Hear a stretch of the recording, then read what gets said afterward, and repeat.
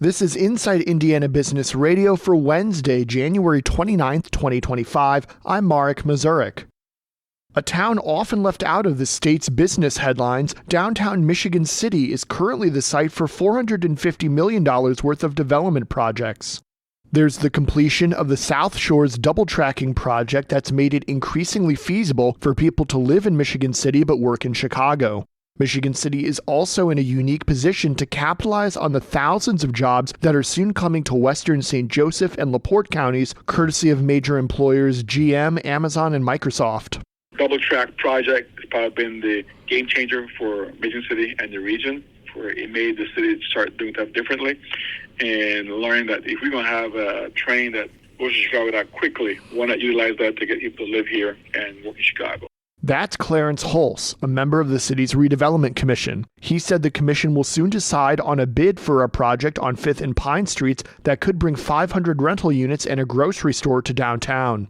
And what's coming down the pipe in Michigan City could be just the beginning. That's because the city and others in Northwest Indiana are beginning to take advantage of newly created Transit Development Districts, or TDDs.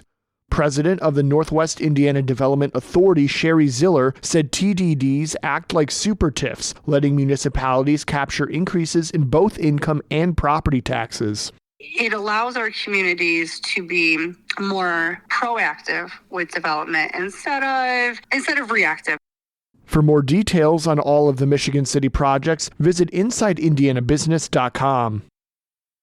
A partnership between Indiana and its largest international trade partner moved a step closer to reality Monday.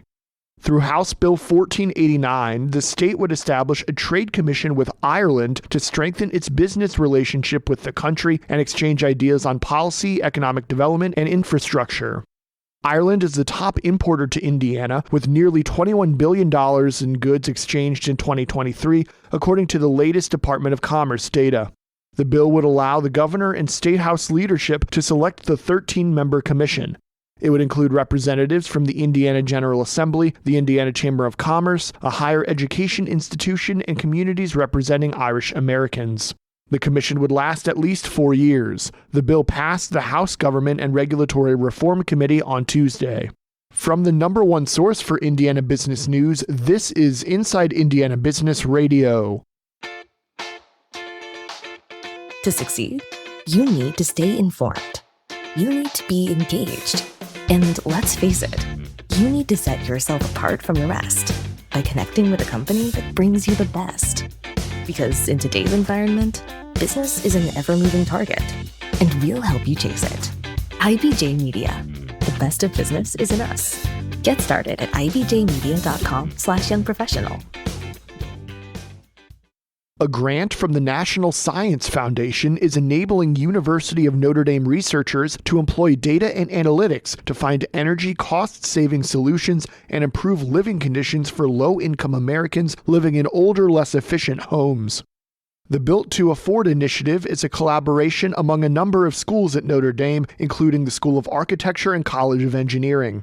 The goal is to develop, test, and validate a tool that uses Google Street View and machine learning to identify houses suitable for low-cost retrofits. Associate Professor of Architecture Ming Hu said older homes especially tend to suffer from issues like bad insulation, leaky ducts, cracks, and outdated HVAC systems, all of which lead to higher energy costs. The group has also teamed up with several community partners, including the City of South Bend Heritage Foundation, Old Town Capital Partners, and the Near Northwest Neighborhood to conduct tests on a variety of housing types. Just under a year ago, Aunt Millie's Bakeries announced it was relocating its corporate headquarters on Pearl Street in downtown Fort Wayne to the former Star Bank headquarters. One question remained at the time: what will happen to the iconic rotating bread sign that has been on the top of the building for nearly 70 years? That question has been answered. The sign was taken down Wednesday by the building's new owners, per our partners at WPTA-TV. The sign was installed atop the building at 350 Pearl Street in 1957 and has been a landmark of downtown Fort Wayne ever since. Melissa Koneman, director of marketing for Aunt Millie's, told WPTA that the future of the iconic sign is not yet known. Koneman said that the hope is to keep the sign in downtown Fort Wayne. If that's not possible, it will be moved to the company's new Bluffton Road headquarters. Get ready to rumble. WWE Vice President Chris Legentil and Indiana Sports Corps President Patrick Talty are this week's guests on the Business and Beyond podcast with Gary Dick, presented by PNC. A weekly conversation with high-profile Hoosiers in business, sports, entertainment, and beyond. Available now from your favorite podcast provider. I'm Mark Mazurek for Inside Indiana Business Radio on Demand.